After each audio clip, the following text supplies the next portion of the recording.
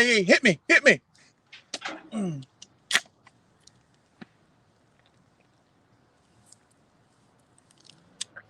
Well, that quenched my thirst, everybody. How in the hell are we doing this beautiful WrestleMania week? What a better way to get through hump day than grabbing a cold one and coming down and listening to your favorite program. As you know, it is your favorite lads, your boy, Dan and Dago here, although I have not been in the Dago in some time. Maybe Nomad Dan. Is that the alter ego? It might be. I was in Indiana for a little bit. Now I'm out here in beautiful Northern California with my sister. Hey, shout out, camera woman, the best one I got. But do not believe what that stooge, Hilberto! I see through the lies of the Jedi and the lies of Hilberto! Over here trying to tell me I'm over here a leech, can't separation anxiety from my siblings. Maybe that's true, maybe that's not. But hey, I'm here to help and have a good time with them. It's not my fault. And by the way, I wish that stooge a happy birthday. And that stooge is Hilberto! And for some reason,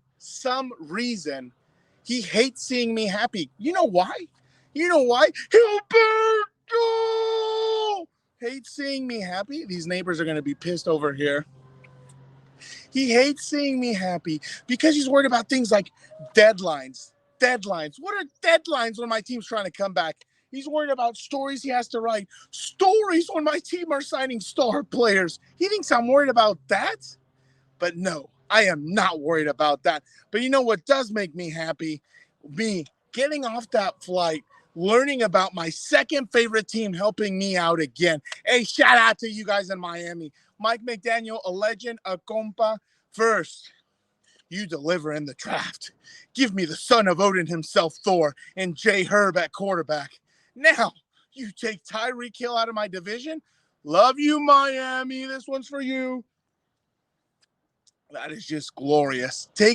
But the Compas, I'll let the Compas get into that in this week's episode of Compas on the Beat. They'll break down the Tyreek Hill trade and what it means for the AFC West. Also, it is WrestleMania week, and we have a great wrestling expert in Arash Markazi. And we'll provide a full preview of the two-night event. Can't wait to watch the Texas Rattlesnake Stone Cold Steve Austin return. And I cannot wait to see my personal favorite GOAT wrestler of all time, a man after my own heart who I identify with, the Rattlesnake Stone Cold Steve Austin. Hey, hit me up with one. There we go. Here's to you, Stone Cold. I will gladly sacrifice my liver for the betterment of the program. But before we get to the show, do not forget to subscribe to Compas on the Beat on YouTube, Spotify, and Apple Podcasts. And don't forget, come follow us on Instagram. Come on, come follow your compas. Now, it's time for the best AM podcast in the universe. All the way from Northern California. Oh, no, Fernando's in Indiana. Play the music, Nando! Welcome to Compas on the Beat. I am Fernando Ramirez, Notre Dame football beat writer for the South Bend Tribune. With me, as always, my co-host, my tag team partner, Charger reporter Gilbert Manzano, OC Registrar, LA Daily News.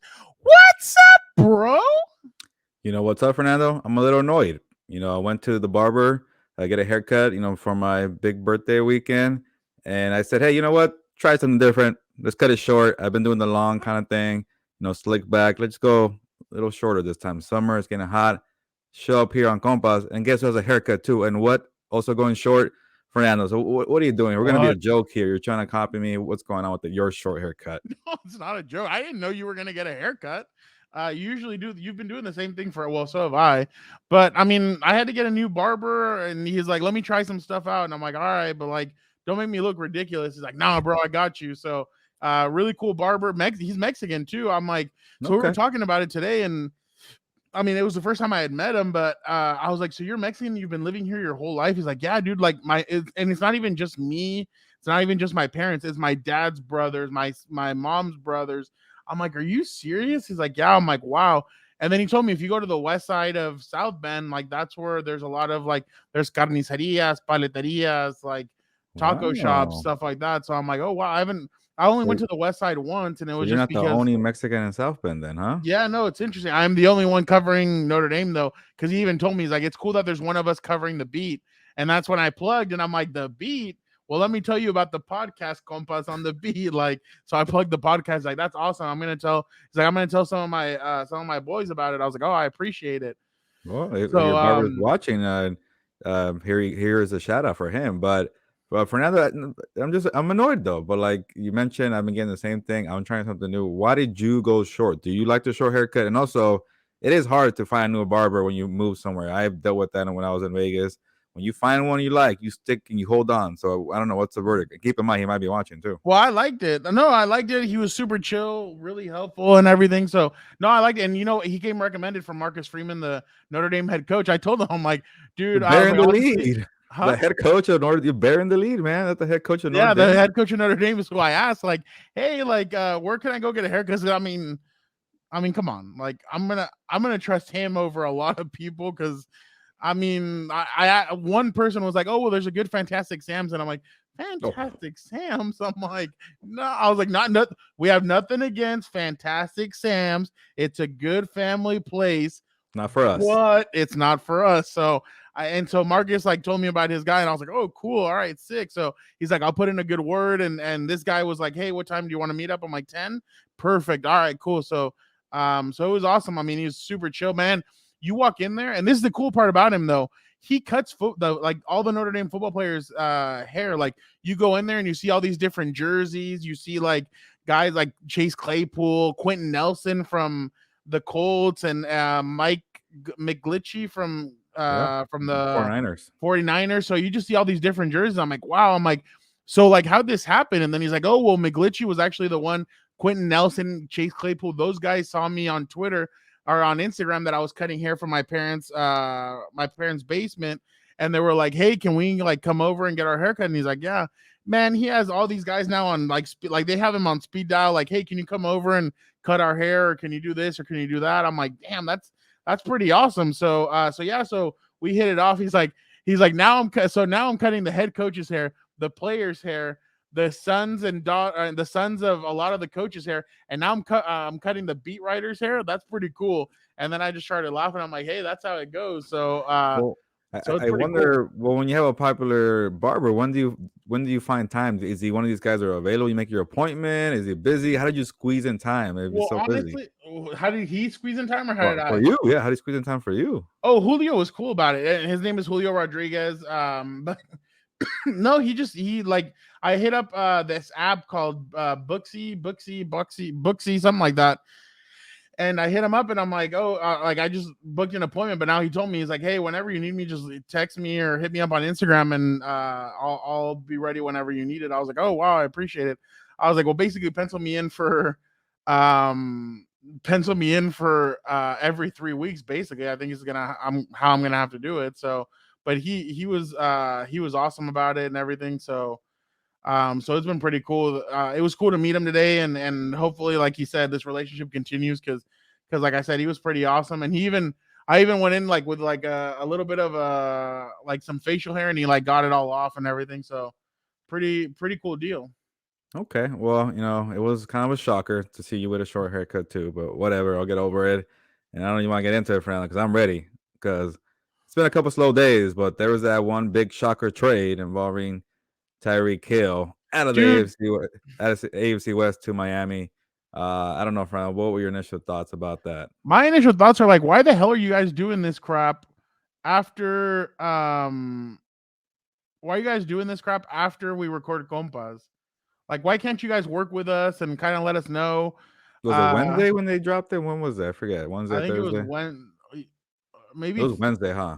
We no, had it just was dropped Wednesday. it. My brother was flying back to San Diego, and you even texted Dan and Diego's gonna be so happy when he gets to San Diego. And what did he do? He texts back, "Are you guys serious? Is this true?"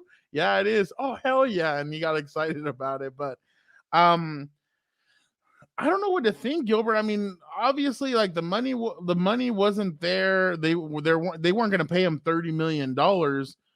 I'm just surprised that they would get rid of a weapon so important to their offense. Just because, like you said, and that's what when we were texting and everything. You even said this works. Like it's working. Why are you going to get rid of it? But I think Kansas City is looking at our defense is really bad.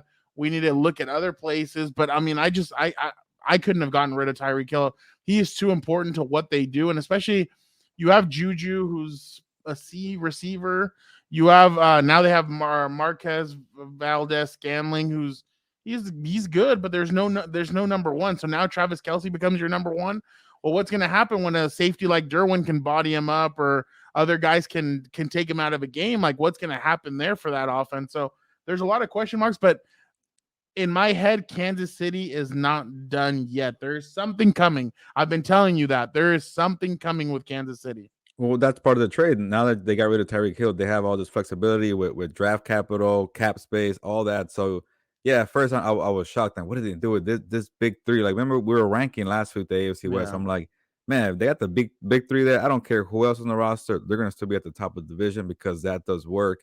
But I started thinking more about it. I was like, well, when you have Patrick Mahomes and you still have the coaching staff with all success, like when you have those two big pieces, everybody else you could kind of switch and change. Like I feel like, okay, now there's room to, like you mentioned, a big trade, a big signing, and then all that draft capital. They got pretty much an entire draft class to go over there. I know they were separated into classes, 3 picks this year, 2 next year.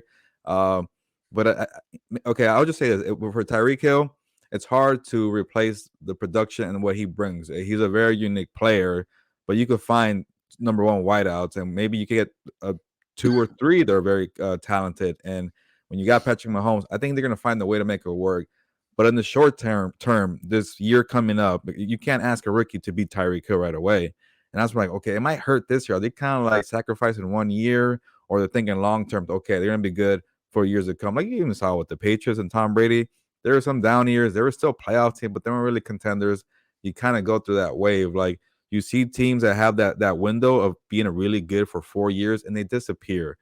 Seahawks come to mind. The Broncos, the 49ers with Jim Harbaugh, they had that quick window. The Patriots were the one that kind of did it for longevity. And maybe that's what they're thinking with Patrick Mahomes. I don't know. I was taken aback, but then I'm like, it's not the worst thing in the world. But it was very surprising to get up on a guy like Tyreek Hill. Still has all that speed, and we saw that crazy playoff game against the Bills. Man, Tyreek Hill took over that game. So some people are calling it a lose-lose kind of trade because Tyreek goes to Tua, and it might not be the same.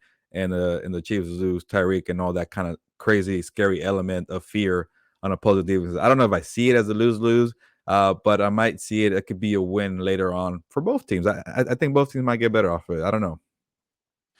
I'm wondering why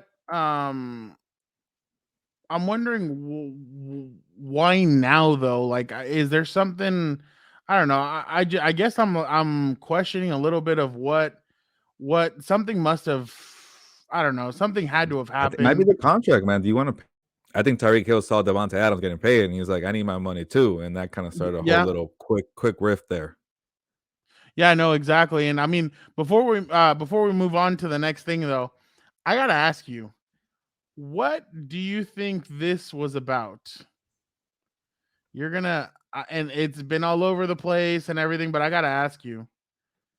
There's a certain gentleman that commented on this post, and I gotta ask you what you think this is all about. Oh, for the people that can't see, it's Keenan Allen post on the NFL Network. I mean, obviously everybody's probably seen it, but NFL.com put on their Instagram page, breaking: Dolphins trading for Tyreek Hill. Keenan Allen commented, "This one's gonna expose some people. Glad he out of the division though. #respect." What do you think? Uh, I don't know if you can see it. I can't see it on my screen because my Wi-Fi is syncing right now. But I think I know what you're talking about, Fernando. Um, yeah, I think Keenan is one of those believers that Tyreek Hill made the Chiefs, and people are gonna get exposed. I disagree with Keenan Allen there, and I think we saw how life was with Alex Smith. They were a nice team, but they weren't a top team. So I think having Patrick Mahomes is a difference maker. But that was Keenan saying, "Hey, these wide receivers need to get paid," and he's a part of that. And he's saying that maybe now the Chiefs. Also, think about the rivalry. The Chiefs are not what they used to be, and he's seen the blood in the water. He's trying to go for the kill. So I can see what he's talking about there. And you know, it's funny. I agree with you on this one. I do think that Keenan was methodical on that. I think Keenan knew exactly what he was going to post. The only thing is, I wouldn't shake the cage yet until you Yeah. see kind of what you have. Because I mean, yeah, right now the Chargers on paper have great stuff, but man, it's going to be interesting to see kind of how they move forward with this, because the Chiefs look a little vulnerable. And I mean, I don't know, but I mean, I don't know what you think, but let's head over to now re-ranking the AFC West after the Tyreek Hill trade. So Gilbert, you went Kansas City, Raiders, Chargers, and Broncos. Yeah. How have you changed your mind? Man, it's tough because I think I did see Dan Orlovsky, ESPN, Oh his my ranking. God, his was Yes. terrible. Yeah, you saw it. I was like, okay, people are gonna be all different. You know, I think that's what it is. This division is so low, it's gonna be different. But when I saw But I think he has Broncos something. won, He has something against like he has something against Justin Herbert for some reason. Like I've heard some of his comments about Justin, and I'm kind of like he thinks that Justin's just a below. Like he thinks he's an average quarterback. I think with a good arm, and I'm kind of like, yeah, yeah, so I I've don't heard know. those I've heard some. comments. So, but Yeah, I've heard some of his comments, and I think he's a little. I don't know, but okay, continue. Sorry. man, but yeah, and keep in mind we might change our rankings again, and it sounds pretty bad, and I don't know how I want to do it. But like you mentioned, I need to see more from what did the Chiefs, who did they draft, who did they add, like MVS, Marquez, Valdez, Scotland. That doesn't do anything for me. That's not gonna move you up. Um, so maybe just kind of spare the moment, and I feel like I don't know if I could do it just yet, but I'm gonna do it, and people are gonna say, "What's up with these rankings?" Keep in mind, it's March, still in March. I might change again. I'm just stalling You're Fernando, gonna but piss people yeah, off. I'm gonna do it. No, but yeah, whatever. Okay, so I had Chiefs, Raiders, Chargers, Broncos last. And maybe people are really liking the Broncos. Maybe I'm missing something here. I don't know. But I'm I gonna can keep tell you why. the Broncos last still. I still need to see more in the draft process. I'm moving the Chiefs to third. I'm keeping the Raiders second. I moved up the Chargers to first. I think there's a moment. The Chiefs are out of it right now. At the moment, in the short term, if they draft some stuff in the upcoming draft with a wide receiver, I'm changing my mind quickly because I love what Patrick Mahomes does. But I think there's a moment now with Tyreek gone. I told you I really like that big three there. So in the moment, Khalil Mack, J.C. Jackson, you don't have to worry about Tyreek Hill. That defense might do some things. I know a week ago I was bashing the defense. Like, you don't need defense anymore. But Justin Herbert's going to get better, I feel like, in year three. Keenan Allen, Mike Williams, Gerald Everett. Was he on last week when we were on the show? I forget. Another tight end. But Yeah, I he don't feel was. good about Okay, I don't feel good about it that well, but I think this is their opportunity, and I think and people are really down the Raiders. I think the Raiders should be somewhere in that top two. That Davante Adams trade for me was big, but yeah, I'm shaking it up. I moved up the Chiefs. I moved down the Chiefs, and I went up with the Chargers. All right. Well, I'm not as high on the Raiders as you are, just because Derek Carr's still the quarterback. That defense to me still isn't all that good. So, well, yeah, I'm gonna go. I'm gonna go Raiders fourth. I'm gonna go Raiders fourth, just because I think the Broncos defense is a lot better than theirs. But the thing is, the Broncos still have holes on their defensive line. They still have holes on the offensive line. The receivers, I'm still not completely sold on. So I'm going to go Broncos third. I'm going to go Chiefs second, just because it's still Patrick Mahomes. It's still Travis Kelce. Andy Reid is still the coach. I'm interested to see kind of what they're going to do, how they're going to fix this. I'm telling you, there's a move coming, and I don't know what it's going to be. I've seen the word. I don't know if you saw, but I saw the Jets have been asking about Debo Samuel, about DK Metcalf, and there was another receiver that they threw out there that I'm like, does that mean that the Chiefs could possibly be into one of these? But who knows? I mean, but the thing is now DK's contract is probably up next. I think his contract's up next year. He's going to want a big deal, or the Chiefs going to pay him his big deal, especially when they have their left tackle, Orlando Brown, on a franchise tag again. So I don't know, but I have the Chiefs second, and I do have I did move the Chargers up to first. I think the Chargers fix some things. Now, if for that 17th pick, if a guy like Jordan Davis can fall into their lap, then you really have gone completely you've completely shifted your defense into probably one of the better defenses in the NFL, because you got pass rush, you got some cornerback help, and you got some defensive line help, and him, Sebastian Joseph Day, and Austin Johnson, if he's starting, or if it's Christian Covington, who knows? Or, well, I don't know if the other one should start, but if it's those three guys, then that defensive line is going to be a lot better, especially with Joey and Khalil. And that's another thing that I've told you. Khalil, I don't think gets enough respect for helping against the run. So I think that's going to be a big part of them also, is at the edge, Joey and him can help. But I do have the Chargers still number one. Oh man, both of us picking the Chargers on kind of a Charger show, so that doesn't look good for us. Whatever, but we could change our minds soon. I really Oh, think but I mean, yeah. I mean, I still the have draft's questions gonna about shake it. it Like up. that whole right side is like, what are you going to do with that right side of the offensive line? And that's why you and I have kind of talked about it. And I feel like they're kind of banking on the draft of drafting somebody. But that's my question. Like, if it's Jordan Davis against the right tackle, like, I wonder Yeah. what they're If gonna you go think with. about it, like the Raiders don't have a perfect line. The Broncos definitely don't have a perfect line, and even the Chiefs have some holes in there. They might have the best one currently. I don't know. It could be debatable between them and the Like, Chargers. everybody keeps on talking about how they're hyping up the AFC West, but I still see a lot of holes on each team. Like, it's Yeah, just that they have so much star power at certain positions. that's why it's so hard to rank these AFC West team. People are losing their minds in March, but whatever. I'm gonna probably change my mind again. But man, if the Chargers get a right tackle, they're looking pretty well. Like you mentioned, the run stopper, or they get that speedy wide receiver you keep talking about, Fernando. And same thing with the Raiders. If they have a couple more playmakers on defense, and they're looking kind of good. If the Chiefs finally get a wide receiver that's will strike fear in teams from the draft, Chris Olave comes to mind, Jameson Williams, that they could really get back into it. So I still think this division is pretty loaded. But Fernando, I think it's time to go into our really intense debate. And it's funny. The Chargers can't go into this year with their same receiving core from last year. They need to change that up. And I know exactly what I'm talking about, but I won't say it out loud. But they do need to make some changes, because you can't just depend on two players. You have to, and Joshua Palmer will probably grow a lot more into this season, but you need another receiver. But I mean, that's just. And they'll probably draft one, but that's my 2 cents. But yeah, and so the other day when we were talking about this trade and everything, Gilbert and I kind of went back and forth, and we were talking about Davante Adams, Tyreek Hill, who's more important for what their guys do, stuff like that.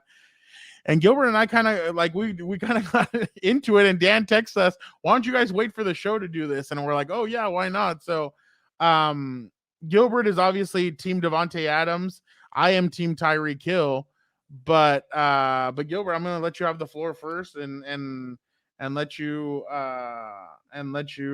talk about your boy Davante Adams. Yeah, and I've been wanting to say I think this debate got out of hand because the initial debate was like, who's the best receiver in the NFL? It's Davante Adams, and you guys were going with the whole speed. He's a different weapon, blah blah blah. And then keep in mind for more context, it's like, man, it's Tyreek Hill. You got to give up multiple first round picks. You got to give up Jalen Waddle. And I'm like, no, slow down. Like, keep in mind he's still a wide receiver. Wide receivers. You could get them in free agency and in the draft. Yeah, it won't be the same production. That's me where I was missing kind of the point for you guys was you can't find Tyreek anywhere. But I'm like, there's still a wide receiver.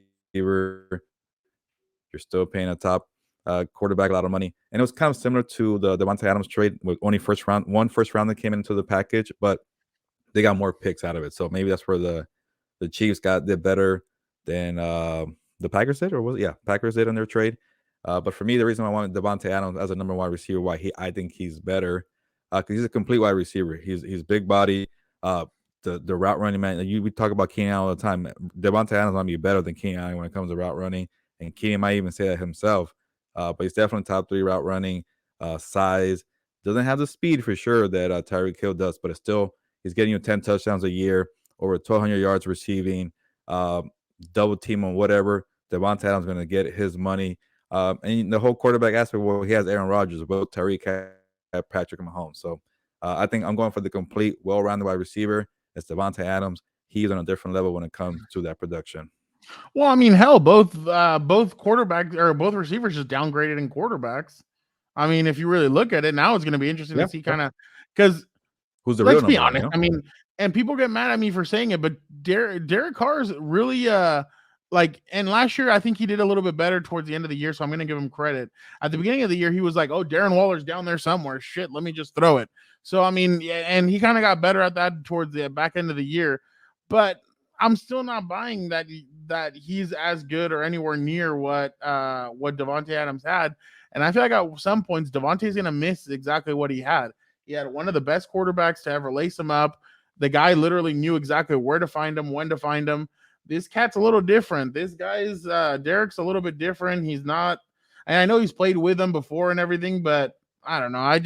I'm interested to see kind of how they go. But Tyreek, to me, we've never seen a Tyreek Hill before. And I guess that's where I kind of go off based off of like Davante, we've kind of seen like there's been receivers like him, big bodied, or the way he kind of is, the way he uses his body, everything. And he's good. No, he's really good.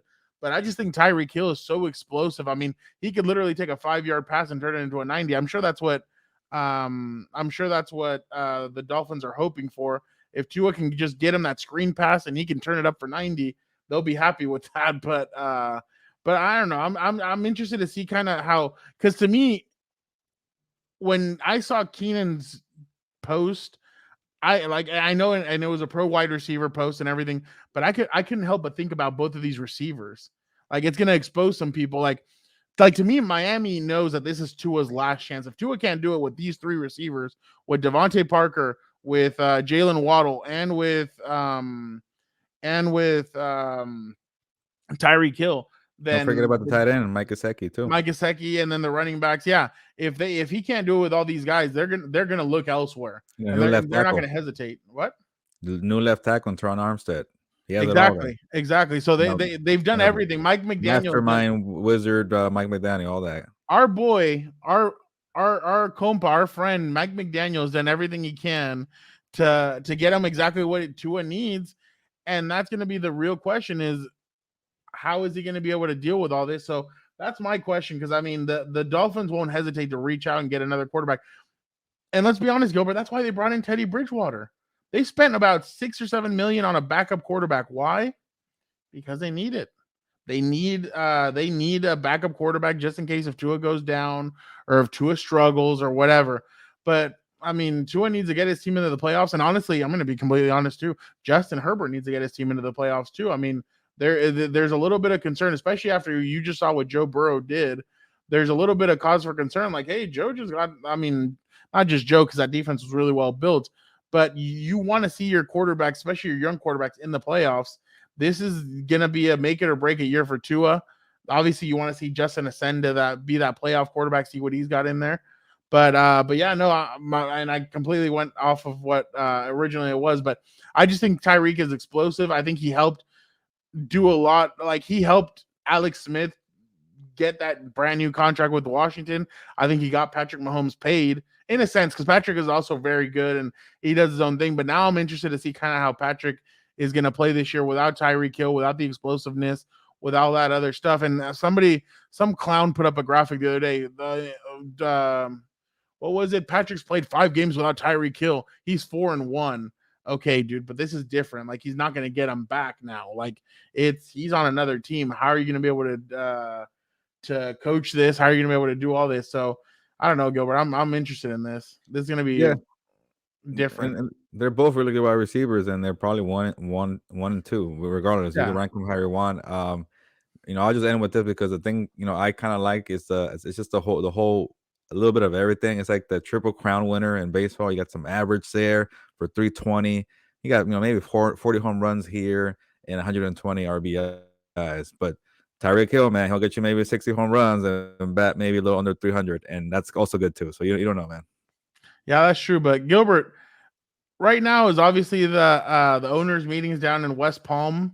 I kind of feel like some coaches are chilling, drinking pina coladas, getting lost in the rain. But but definitely, I was there. I wasn't there though. I know that would have been an interesting. The Compas take West Palm. That would have been fun. But obviously, like that's the owners' meetings and everything. Right now, what's being talked about is the overtime rules. And obviously, everybody by now knows exactly what each team is pitching. What do you think about it, and which one do you know which one you'd want to win, or kind of what's your thought process on it? Yeah, I keep going back and forth on this debate for overtime because it just sucks that everything is based off a coin flip, and quarterbacks nowadays are really good that they're gonna probably get a touchdown, and then like you saw with the whole Josh Allen, Patrick Mahomes, it was such a good fight between two quarterbacks that you want to see both get a chance, and Josh Allen didn't get that. But then and maybe I'll kind of say this, like I feel like for the playoffs, for sure, give two teams a crack. Like it's a playoffs, man. Like both teams, fought to be to that point. So why not give them two cracks? Maybe in the regular season, I don't care as much because like we forget the whole point, the wear and tear on these players. Like you try to make them go in like an extra 10 15 minutes. That really adds up on them, and injuries can happen. Could hold derail your whole season. So I guess I'll go with the Tennessee Titans proposal. I really liked it. It was a kind of the same thing. Like, if you get the ball first and you score a touchdown, uh, you know, but also if you get a 2-point conversion out of it, so you get 8 points on your first drive, you win the game. I'm like, okay, that pretty much gave the defense two opportunities to get a stop. Brandon You can't Staley get would be hyped. yeah, because you got to go for it, all that pressure. So I think that's where I feel like, maybe if they could do something with regular season, you go for the touchdown and you get the 2 points, ball game over. You didn't do what you had to do on defense. And then come playoff time, get both teams a crack because it's a playoffs, man. You got to, make it fair here. I'm with you. I think that Tennessee one is a good one. That's what I liked. I don't like that. Make it a whole another quarter. No, heck no. Like these guys are gonna get gassed. It's funny. AJ Hawk today on the Pat McAfee show was talking about it, and he said he's like, as a defense, I want I want the overtime rule to stay the same. We need to bottle them up. We need to get the ball back for our offense. He's like, I'd be so pissed if they change the rule because that's just how I am as a defensive competitor. And I understand that point of view, but obviously the NFL just at one point right now they feel the water right here, and they notice that people keep on complaining about the overtime rules. Hell, I remember when Peyton Manning complained. You know why they changed the overtime rule, Gilbert? It was because of the Chargers. A couple of years ago, the Chargers were playing. The Chargers were 8-8 back in 2008. They were 8-8 that year. They had won the division at 8-8. They get into the playoffs and they play Peyton Manning's 12-4 Broncos. The Broncos were on the road in San Diego, and they go into overtime and everything. And the Chargers move the ball up the field, and Darren Sproles runs it in for a touchdown. They move on to play Pittsburgh. Well, Peyton Manning was eliminated in the wild card game because of that, and Peyton was pissed, and they started making up new rules. So obviously they had the whole quarterback can touch it rule. Both guys are going to touch it. So that's what kind of started a little bit of the, hey, well, both quarterbacks should touch it and all this stuff. And that's kind of what got the ball rolling on that. So now it's going to be interesting to see kind of what they decide to do. But I'm good. I mean, I'm good with the Tennessee rule. I'm good with putting the ball at the 40 and letting both guys get an opportunity like in college football. I think that college football rule is fun. In the NFL, put it at the 40. Let's see what they can do. But I get it. It might extend too long. These guys might be too automatic. The defense might be gassed. So I'm good with the Tennessee rule. I'm glad the Tennessee rule to me would be exciting. It would bring on a different dynamic. But it's funny because going back to that real quick to that Raiders-Chargers game, I thought Brandon was going to go for it at the end of the game when Mike Williams scored that touchdown. I thought they were just going to go for two and say, we'll live and die by this and not go into overtime, because I thought he would think to himself, oh, our defense is gassed. Like they're done. Let's just go for the win right here. But it's going to be interesting to see that new rule and kind of how it takes place. Yeah, we'll see. I think that's going to be one of the toughest one. And from what I've been reading or seeing from the insiders, it's still, kind of, maybe leaning towards keeping the same rule. Like a lot of owners are pushing back and teams are pushing back. So we'll see what happens. Speaking of rules, Gilbert, this weekend there are no rules. You know why? Because it's WrestleMania! Let's go! I am so okay. Hyped.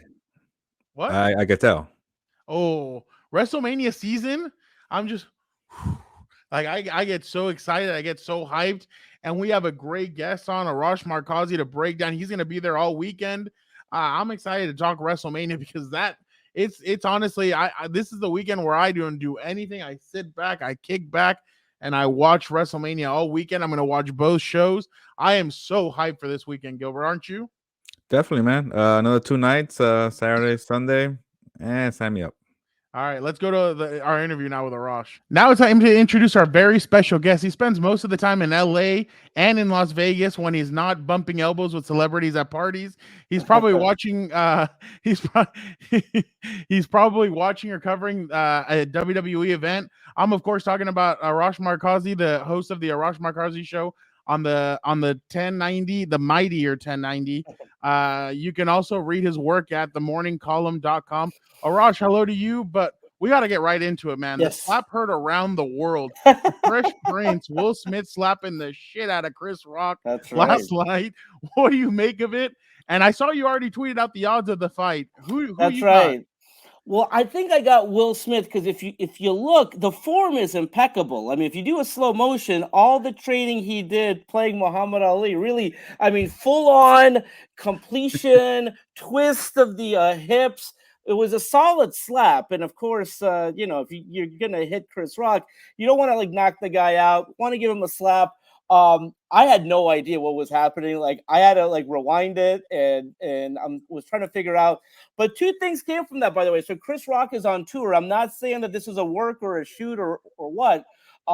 He has sold more tickets in one day that he has sold in the past month for his tour. So, at least he's making a profit off of that hit. Yeah, that was kind of an awkward situation. Raj, you see kind of the crowd view. You see Jada not happy with it. You see Will Smith kind of laughing about it. You see other people kind of confused and laughing about it. It was strange. But one thing for Chris Rock, because we were talking about boxing real quick, Raj, before you went on air with us. It reminded me of when Canelo was throwing everything at Triple G and he just kept standing his ground. He wouldn't fall back. That was Chris Rock taking that slap from Will Smith. But Arash, is there really like already odds for a fight? Is that what Fernando was telling you? It's crazy. Bovada, yeah, but I mean, of course, these guys are never gonna fight. But it's always fun to like look at the odds of like what that fight would be. I think Will Smith is a slight favorite. But all these like celebrity boxing matches. I mean, who's to say they couldn't do something for charity? I doubt it would happen. But I think Will Smith is a slight favorite. I don't have the odds in front of me, but yeah. TMZ reported this morning also. I don't know how he's become a boxing promoter, but Jake Paul offered them $30 million to fight to settle this in the ring. So that's how you know this is already a snowball effect. And people just maybe they want to see it. Maybe people want to see what happens. My question is, does his mom now send him to Philly to learn how to fight again? Exactly. That was a pretty soft slap in my opinion. I think she wanted to see a hit. So maybe they're trying to rebrand the Fresh Prince and send him back to West Philadelphia. Yeah, I mean, because I think the slap was smart, because if he would have them out, maybe it's a little too much. Like if he had broken his nose and he's bleeding, like that's just like a bad look. The slap wasn't a great look, if I'm being quite honest. I'm like, okay, like he made a joke in poor taste, but I think the slap was the way to go. Not as physical. I think we are both fight of combat sports. Like I would have preferred the knockout punch, but probably a smart play right there. Yeah, Arash, we love the breakdown there. You're a boxing expert. You cover it all, but we have you on today to talk WrestleMania, the big week. I know for you and Fernando, it's a very special week. But for you, Arash, WrestleMania, what does that week look like for you? Is it busy? Is there parties? Are you running around doing stories? What's kind of the week for you coming up? It's hectic for me because I'm going to be working on the talent tryouts. They have a lot of college athletes now coming out, and we're going to be at the Frisco, the Star, where the Cowboys training facility is. So that's kind of exciting. I mean, I really enjoyed kind of working with some of the prospects. They did tryouts prior to SummerSlam in Vegas, and it's really cool to see some of those performers now on TV. So we'll see what we get. Again, the workouts or the tryouts are Wednesday, Thursday, Friday. So I'll be out there earlier than most, working with the guys and the girls trying out. But it's an exciting week, and I've told everyone like who hasn't gone to WrestleMania before, like you don't have to be a fan to enjoy it and the spectacle of it. And so I was there a few years ago when they had it in Dallas at the stadium. It's incredible. It's such a fun event. So we'll see how it turns out. Again, it's 2 nights, and we'll see how long that they do this 2-night event, because next year it'll be at SoFi. Wow, and that was actually my next question, Arash, because I think last year was the first time they're trying the 2-night event. You know, I was kind of liking it because I'm a big fan of Bad Bunny, so they hooked me on the one night. I'm like, oh, okay, now I got to watch the other night. So a good promotion there. But do you like that format kind of to maybe, you know, for people like me who are kind of the casual fans, like, okay, you know, 5, 6, 7 marathons, I can't do that, but I could do maybe 3 hours one day and 3 here. I think that's the key there. I think the last Mania where it was on one night was in New York, and it went so long and so late, and it started to rain towards the end, and people couldn't find a way home.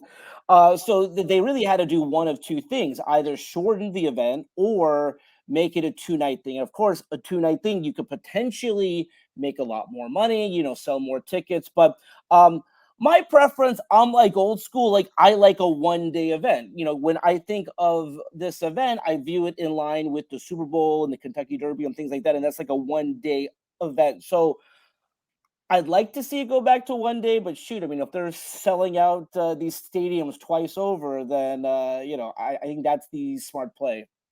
Yeah, and not just that, but sometimes they would have to bury like I'm gonna be honest, women's matches and stuff Oh like yeah. that because of like I remember a couple of years ago when Stone Cold and the Hulk Hogan and the Rock came out, they talked for about 30 minutes and they had to bury 2 tag team matches and I think a women's match too. And you saw it on this is how much of a geek I am. I would watch Total Divas because I Yeah. wanted to see kind of that backstage, and Nikki Bella and all these guys, they were disappointed because their match had gotten swallowed up because of it. So I kind of feel like I understand. I kind of feel like the 2-night thing is actually not bad, but I'm kind of like Arash too. I want a 1-day Super Bowl event like that.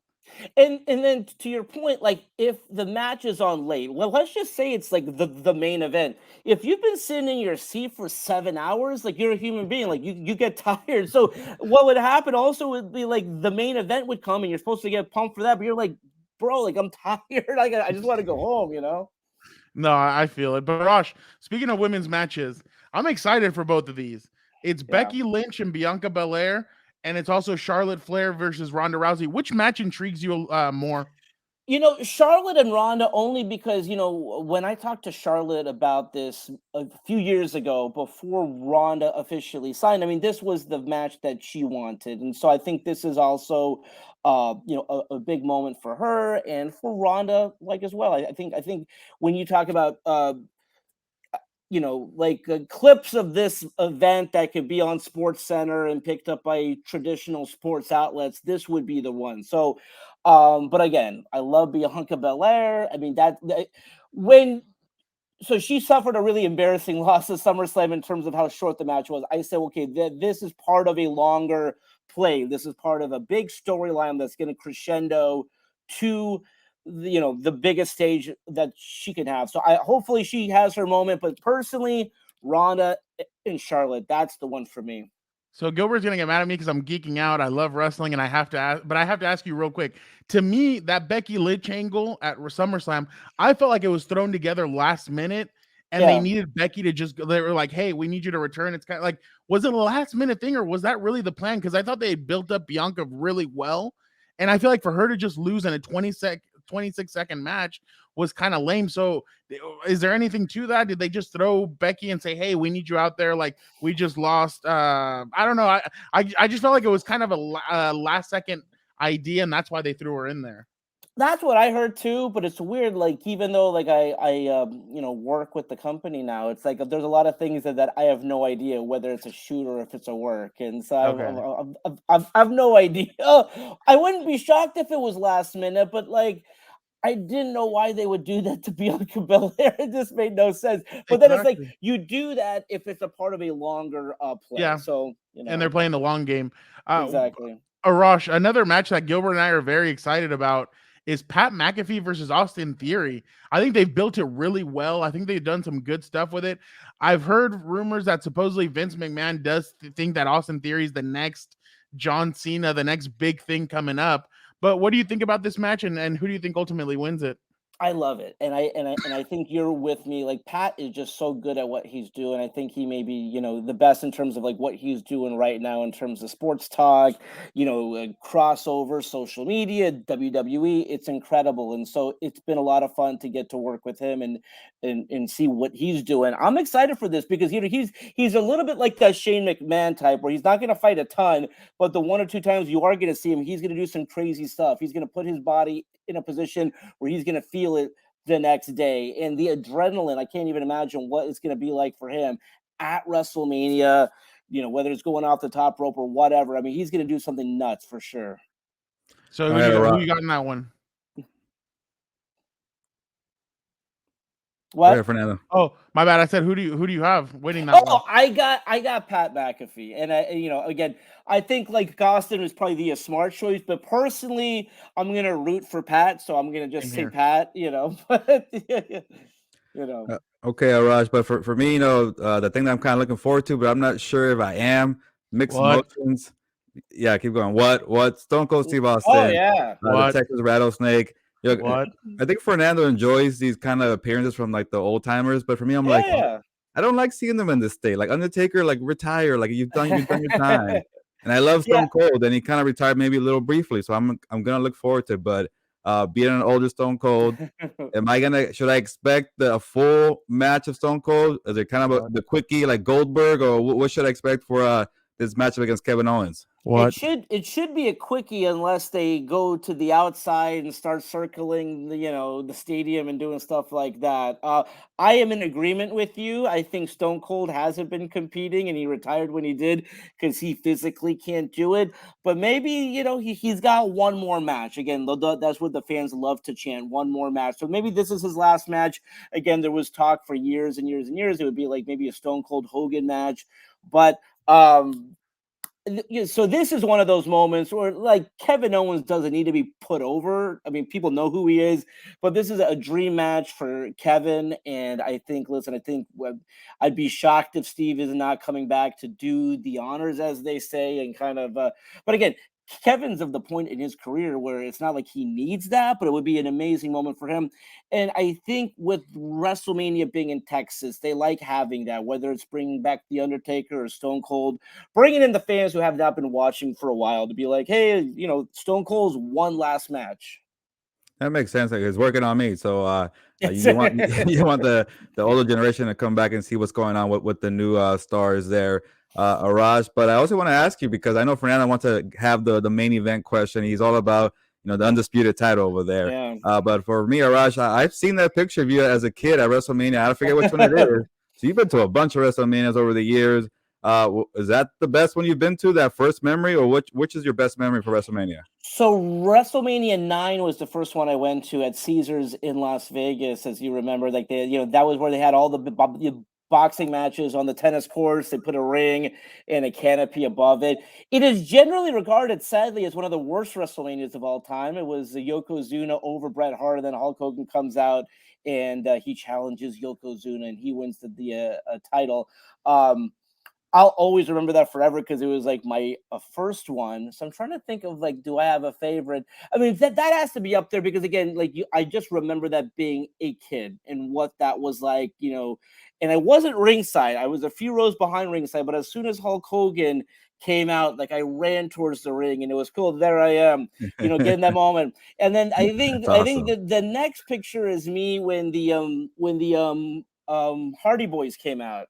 And that was in Orlando, I think. And so that's just me, like, continuing to become a fan after all these years, Man, that's honestly so much. I mean, that's awesome. And then I remember I saw you on that Hardy Boys when you could see Arash. Like, when the Hardy Boys come in, you could see Arash playing inside. He's like, he has his phone in one hand and he's lifting up his hand in the other. Because you still got to create the content, right? You got to put that on social, but you still got to enjoy the moment. I was totally marking out. I love that moment. Oh my God, that's awesome. But Arash, now for the final match, this is obviously it's going to be probably one of the biggest. I mean, we've seen it numerous times, but it feels like this one's different for some reason. Maybe it's because Gilbert's tribal chief Roman Reigns has finally ascended into who he's supposed to be. He's a heel. He's a guy that doesn't care. He's the bloodline, the next in line.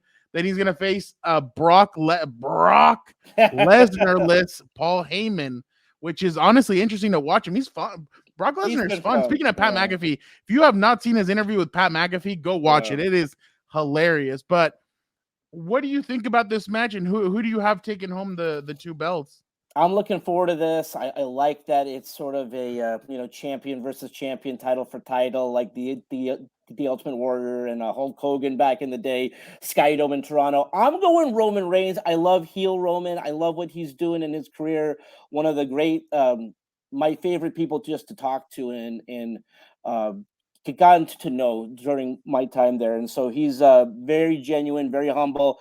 It's going to be an amazing moment for him to be champ, as we like to say. So hopefully he gets that moment. As you guys know, Brock is a part-time performer, competitor within the company. And so wouldn't be shocked if he wanted to set up something else. But Roman to have that moment would be fantastic. It's funny, Gilbert. A couple of years ago, Arash and I were there at SoFi Stadium. They were barely building it. They were putting it in. We were there for they were announcing WrestleMania and everything. And it's funny because I met Roman, and Roman was so chill, relaxed. Yeah. And some media people, I feel like sometimes take it a little too far and ask him some questions that he kind of goes, but he was really relaxed, really calm. Becky was awesome as well. But man, it's crazy. I feel like, because this is what I tell Gilbert, I feel like WWE superstars are different than athletes. Like, I feel like they know how to play. They know to give you great sound bites. They know how to give all that to you. And I feel like it's different. I don't know what you think, Arash, but I think they really kind of step it up for you, and they give you good sound bites for articles or for anything that you need. Yeah, because I think that is part of what they do. You are not going to be a WWE superstar unless you can work the mic, unless you can talk to the media. Whereas with traditional sports or like actual sports or whatever, like you could be the best player in the world. That doesn't mean you're going to be able to talk well, or you could just shut yourself off. You can say, listen, I'm not going to talk to you, or I'm not going to, be someone who is a good, post game, a lot of these guys don't want to talk to us, right? So, but WWE is different. They know that it's a performance, and to get to where they've gotten to, they have to be comfortable talking on the mic. And again, most of them love talking to the media. Now, of course, I don't think any of these guys like talking to the media about, like, is what you do real. I think they're kind of tired of that kind of. Well, just because it's like at this point, like, we know it's scripted drama. Like, I mean, like I think we could get past that part of the question. So no, but you're 100% right. I mean, these guys are so good at what they do, and I've gotten to learn that too. When people are like, when you did like a sit down with so and so, was that scripted? I was like, no, like they know what I'm gonna like ask them. Obviously, it's to set up a storyline. But there's no script there. I mean, they know exactly what to do. That's awesome, Arash. Gilbert, you got anything else for Arash? No, that's it. I know he's a busy man. He's probably in Las Vegas or LA. I don't know where, but it's something big. I was just in Vegas, by the way, for my brother's bachelor party, which was congratulations to him. Yeah, definitely. So. Arash, if you have a ticket, if you come buy a ticket last minute, you let me know. I am now in South Bend, Indiana. I covered Notre Dame now. Yeah, so if you last minute you find a ticket somewhere, you let me know. I will go down there. But it's honestly awesome that you're going to be there. I can't wait to see the content that you put out, and hopefully the three of us will be at SoFi next year for WrestleMania. That we have to make. I've heard rumors about some of the main event matches for next year that they're thinking of, and if I get the great one versus the Tribal Chief, I'm going to have to be there in person. We got to get The Rock. I mean, The Rock at SoFi. Come on. I mean, how cool was it that you both were there? I mean, The Rock at midfield for the Super Bowl. He's got to be in the ring at SoFi for WrestleMania. Maybe that was. Hey, and remember, Roman was asked about that a couple of years ago. So the SoFi WrestleMania was supposed to be 2 years ago. That's right. So he was asked about it, and he's like, he even looked, and he's like, look down there. Come on, Dwayne. He's like, let's do it. And I'm like, okay, let's do it. Let's see this. But Arash, thank you so much for joining us. This was awesome. Obviously, we don't have to tell. Everybody already knows. At Arash Markazi, look at his content. His content is awesome. Thank you so much, Arash, for joining us. Thank you so much, guys. I appreciate it. I'm sure everyone is now ready to watch WrestleMania 38 after that insightful interview with Arash, and I cannot wait till WrestleMania is in Los Angeles next year. You already know your compas are going to be out there, but who knows? We'll see if that stooge comes with us, but I don't know. We'll figure that out later. Those are logistical things, but okay. Now it's time to hear what Fernando has to say about the best sports movie of all time and why it's Miracle. And ignore Herbert. We all know Fernando got the better cut. It's not his fault he didn't go get his hair cut by Ray Charles, but that's all right. Now it's time for Uramas. Gilbert, great stuff from Dan and Dago. I feel like he tried to break the Hilberto sound barrier because I'm telling you, there was probably nobody more hyped for your birthday over the weekend than Dan. He kept on like he loves you, dude. I tell you, you guys have this bromance going on, and he just gets excited and it's just funny to see kind of the way you guys interact. He kept bothering me when he knows I'm busy. I'm doing my stuff on my birthday weekend. I turned 33. I'm an old person now, and he won't leave me alone. Like I'm not gonna be on my phone 24/7. What was that? La edad de Jesucristo. Is it? Okay. All right. Yeah. I was thinking Derwin James year, I guess. He's about to be number 3, bro. Oh yeah, actually. You know what's funny? Speaking of that, he actually drove Melissa back home on Sunday, and he's like, I was about to text Gilbert and be like, where are you so I can come by and give you your birthday hug, and because he drove past LA or whatever to go up and drop off Melissa. He's like, but I knew he was busy with family, so I didn't want to bug him. I just started laughing. I'm like, you could never bug Gilbert. He's like, you know what? You're right. He'd love my presence. And then I just started laughing. I was like, oh my God. I'm like, can you imagine if he would have texted you on your birthday? Hey, I'm outside. What's up? Yeah, he might be a little more needy now that you're all the way in Indiana and he's back in San Diego. So I wouldn't doubt it. Exactly. And there you go, Gilbert. You told him that you take care of him. So there you go. Now it's time to take care of him. No, maybe once every 6 weeks. Not that often, man. Come on. All right. So obviously, I'm a huge movie buff. Have you watched Batman yet? I have not. And I'm kind of thinking I don't want to. People tell me it's long and boring. So I don't know if I will. All right. So truth be told, I went to go watch it with Dan. I fell asleep and I didn't watch like the middle part of it. So like I knocked out. And I woke up and I was kind of like, yeah, so I was kind of like no, but I'm gonna sit down and I'm gonna watch it. No, he got me the Sunday after the combine. I mean, hell, that was a long week. I'm like, so I'm gonna try and sit down and watch it again. So I'm not giving it an avocado review yet, but I stumbled across this over the weekend. So I wanted your opinion. Well, it was Oscar Day or whatever. Oh, Oscars Day. So I came across this beauty. First of all, don't answer the question yet. How many of these movies have you seen? 1, 2. Wow. What's the one? I can't see what's Miracle. Oh, yeah. 3, 4, 5, 6. Oh, you've seen Seabiscuit? I have. I have not seen The Express or King Richard. Okay, King Richard, I haven't watched either, and now I'm sure it's a slapper. So I'd love to. I was gonna say not to watch out there. The whole Oscar from it, so he must be really good in it. I know. So supposedly there's talks about them taking away his Oscar. That'd be messed up. Just because he freaking bitch slapped Chris Rock. Like, he's not the first person. Actually, the only movie I've never seen here is Seabiscuit. Never seen it? Come on. No, I've never seen it. Is it good? It's decent. It was worth my time. It was good. Yeah, you've watched Rudy, right? Yes, I have. It's not on there, huh? No, it's not on there. So let's just throw Rudy in there as the other because it's not on here. Okay, so what's the best sports movie that you like based on a true story? I think I know what you're gonna go with. Oh, by the way, The Express, you should watch it.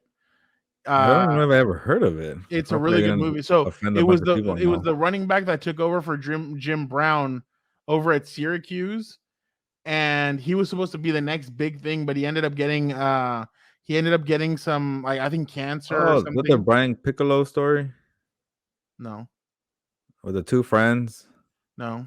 Oh, okay. I thought that was it. Never mind. No. So this kid, like, then he gets drafted by the Browns. The Browns still had Jim Brown on their team, and or no, he had retired. I think he had just retired, but he was Oh. supposed to be the next big thing, and he didn't make it to the NFL because he got sick. Huh. Okay. I'm looking at the one I told you about. Brian Piccolo was a running back for the Bears. He died at the age 26 because of disease. That's not it? No, I've never watched that one. This is Ernie Okay. Davis. Oh, okay. I'm way off. Okay. We're just embarrassing ourselves, or I am at least. All right. So which movie? Man, I don't know. And there's none of that really like attached. Like I feel like just to say remember the Titans by default because I've been bashing it because I've seen it too many times, which is nothing wrong. Like nothing against that, but it was such a good movie. I get tired of it. People want to know who we are, I liked it, but I just hate Oh, we how many tell times I've them seen it. I don't want to hear the song for now. That's how much I we saw are it. the Titans, mighty, mighty Titans. All right, forget that. I don't want to. It was a good movie, but I hate it now because people like you keep singing it and talking about it. So I'm gonna go Moneyball. I learned about baseball from Brad Pitt and Seth Rogen. Not Seth Rogen. Or Seth Jonah Hill, whatever. Same guy. Hill. Jonah Hill. There you go. Well, I'm gonna have to go remember the Titans because I love that I knew movie. it. Huh? I knew it. It's a great movie. No, you know what? I'm gonna go. Well, no, I'm gonna go Miracle. Miracle was a great movie. I like the way it's hockey. Yeah, there it is. But Okay. America beat the Russians. That was the beautiful part of it.